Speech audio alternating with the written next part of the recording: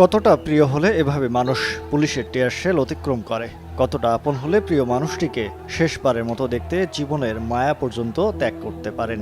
কতজনের ভাগ্যেই বা এমন ঘটনা ঘটে। ইতিহাস বলে ২০০৮ সালের ১৮ই ফেব্রুয়ারি এফডিসি থেকে প্রিয় নায়কের শেষবারের বিদায়ে কেঁপে ওঠে পুরো দেশ। রক্ত মানুষের শরীর নেই, আইনের বাবা মা বোন খুন হয় না। বাঙালির গণমানুষের নায়ক তিনি।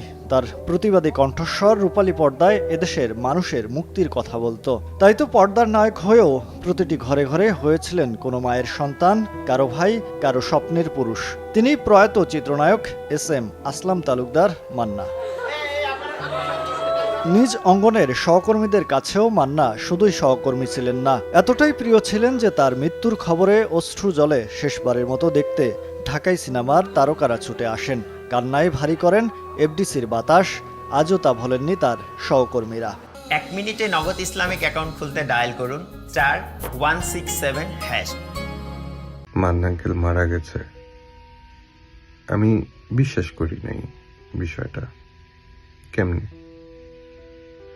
বিকজ 14 তারিখে ওনার সাথে দেখা হয়েছিল, উনি প্ল্যান করছিল উনি একটা গাড়ি কিনবে, আর গাড়ির প্রতি ফ্যাসিনেশন ছিল, ছোটবেলা থেকেই জানতো আমার।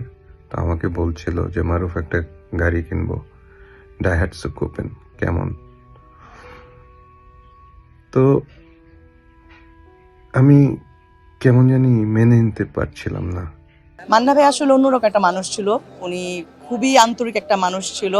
ওনার মধ্যে কোনো অহংকার, কোনো রকমের মানে হয় না যে খুব অহংকারভাবে কথা বলা বা খুব প্রাউড ফিল করা, এই জিনিসগুলো মান্না ভাইয়ের সাথে আমার সাথে ছিল। মান্না ভাইয়ের সাথে আমি আউটডোরেও কাজ করেছি এবং খুবই আন্তরিক একজন মানুষ ছিলেন। মান্না ভাইয়ের শূন্যতা তো পূরণ হবার নয়। আসলে মান্না ভাইয়ের শূন্যতা যতদিন ফিল্ম ইন্ডাস্ট্রি থাকবে, এই শূন্যতা আসলে থাকবেই।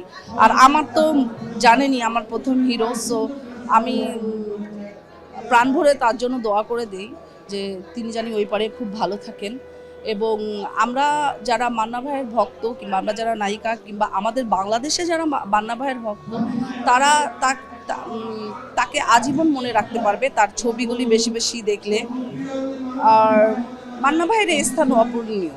অবিসংবাদিত এই অভিনেতার 16তম প্রয়াণ দিবস আজ। মাত্র 44 বছর বয়সে 2008 সালের 17ই ফেব্রুয়ারি শুধু তারকাদের শোকে ভাসাননি এ মহানায়ক। লক্ষ কোটি ভক্তদের শোকের সাগরে ডুবিয়ে চিরতরে ঘুমিয়ে যান। ভক্তদের ভিড়ে মহাখালী থেকে ইস্কাটন, পান্থপথ, ফার্মগেট থেকে কারণ বাজার, সেখান থেকে এফডিসি পর্যন্ত জনসমুদ্র। শহীদ মিনারে লক্ষ লক্ষ মানুষের ভিড়ে শ্রদ্ধা নিবেদনের জন্য নিতেই পারেননি প্রিয় নায়ককে। 1 মিনিটে নগদ ইসলামিক অ্যাকাউন্ট খুলতে ডায়াল করুন *167#। মান্না সাহেব মারা যাবার পরে উনি দেখিয়ে দিয়ে গেছেন পপুলারিটি কাকে বলে, কত প্রকার ও কি কি। মানুষের মৃত্যুর পর আমার জানা মতে উনি যেটা পেয়েছেন এটা গড গিফটেড, আল্লাহ প্রদত্ত। তো আল্লাহ তাকে ভেস্ত নসিব করুক, জান্নাতবাসী করুক। আকাশচুম্বী আর ওইরকম পপুলারিটি না থাকলে অবশ্যই উনি সেই ধরনের ভালোবাসাটা উনি পেতেন না। আর আমার সাথে বলবো যে আমার সাথে ওনার সম্পর্কটা ছিল, আর ওনার সাথে হইল কখনো 20 আমি, সে 19, কখনো 20 সে, আমি 19, মানে এরকম চলতো সবসময় দুজনের সাথে। বাট পার্সোনাল লাইফে ওনার সাথে সম্পর্কটা আমার সবচেয়ে ভালো ছিল মান্না সাহেবের সাথে আমার। ফেব্রুয়ারি তো ভাষার মাস। এ মাসেই বাঙালি হারিয়েছে বাংলা চলচ্চিত্রের অন্যতম সেরা নায়ক মান্নাকে। তিনি থাকবেন যতদিন বাংলা ভাষা থাকবে, তিনি থাকবেন যতদিন বাংলা চলচ্চিত্র থাকবে, থাকবেন তিনি নীরবে সরবে গণমানুষের নায়ক হয়ে। মহিব আল হাসান, সময় সংবাদ, ঢাকা।